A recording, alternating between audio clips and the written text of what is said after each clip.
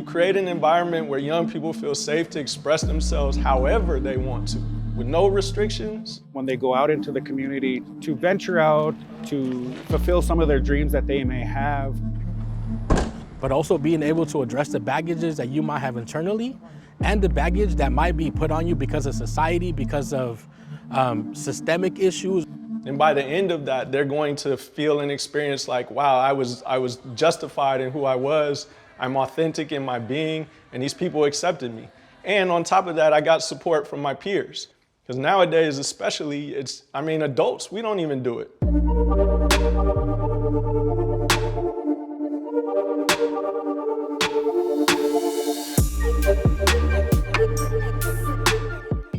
Beats, Rhymes, and Life was one of the first hip-hop therapy organizations to exist in the country and in the world.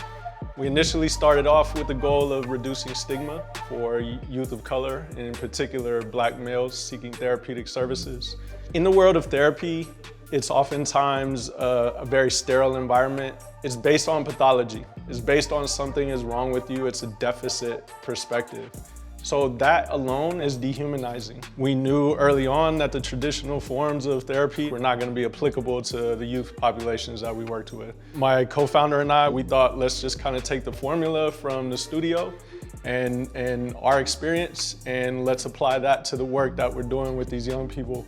Throughout what I go through, I think music is the only thing I can relate to. It's the only, zone I can get in to verify who I am myself. When a baby is born, they already carry the wisdom of their ancestors. They carry the wisdom and the medicine of those people before them.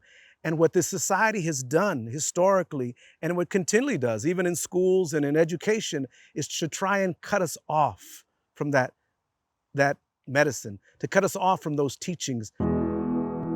Traditionally, public schools have this platform of saying this is the education we're going to deliver to the community without including the community in that process. Before we jump into our bike rides, we definitely want to do a check-in with our students to see where they're at. So who wants to sign him in? What makes NACA stand out is we are a community school. We want to involve our community in the process of educating our students and understanding what that means. Good morning, everyone. NACA is staffed with 65% Indigenous teachers. Good morning, everybody. Today I'm showing up as a NACA uncle. So happy to be here with you all. Teachers have more of a voice at NACA, taking leadership roles. Our administration is fully Indigenous people that are bringing the mindsets from whatever community they're from into the planning process. Our families want our students to be engaged in challenging curriculum that prepares them for the opportunity to go to college. But at the same time, having access to culturally relevant pedagogy, practices, cultural matters that are present within the school or in the school community. Hampa hecha, ea po hampa. Hampa. Hampa. Hampa. Hampa. Hampa, hampa, hampa, hampa. Be able to see that element of their community in the school is monumental. So what grade are you going to be in, Miguel? Ninth grade. Wow. The most important thing when working with families and students is understanding the whole human being.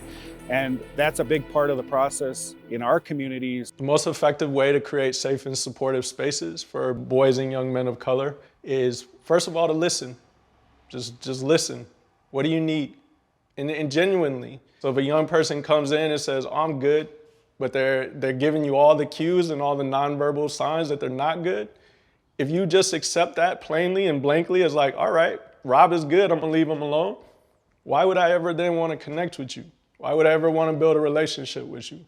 So if a young person comes in and tells me I'm good, and I see that all the signs are pointing otherwise, I'm gonna pull them aside and be like, look, you're not good. Talk to me. What's going on?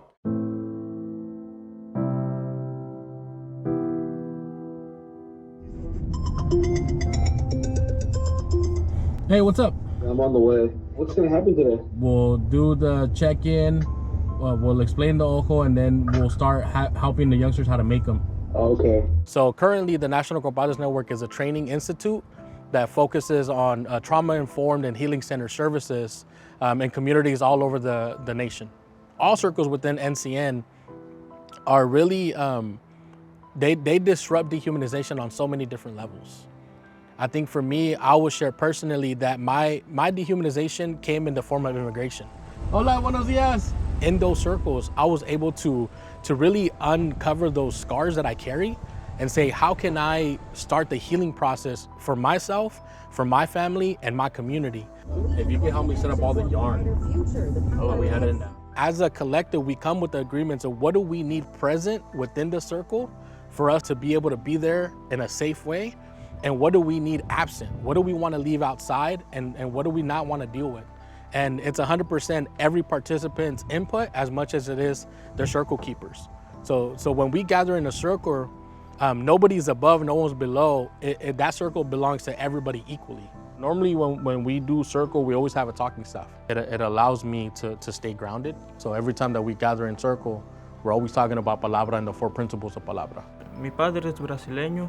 The voice of young people is essential. You know, we do things generationally. So young people are always involved at every stage of what we do.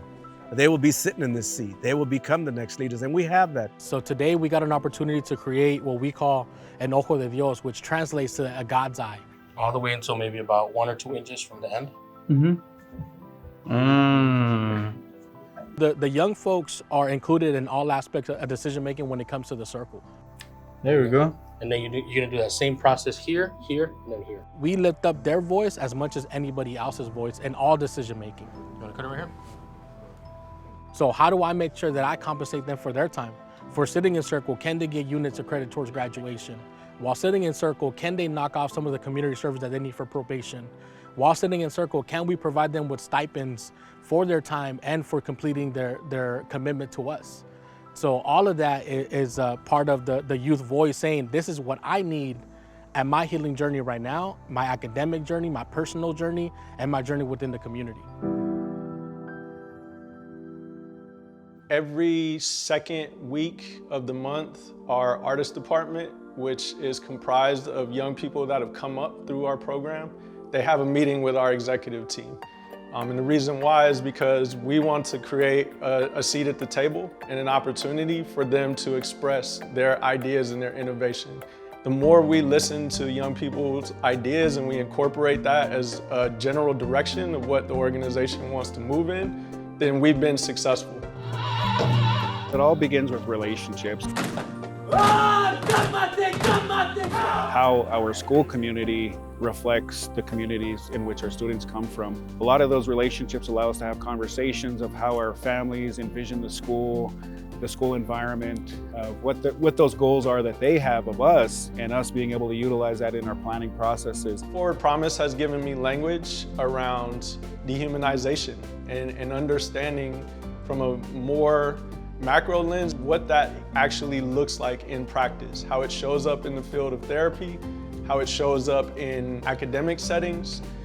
We work in community-based centers as well as schools, as well as therapeutic and hospital settings and juvenile justice probation settings. Seeing how dehumanization shows up in all 4 of those systems gives me more of an arsenal and a language to understand how to combat it.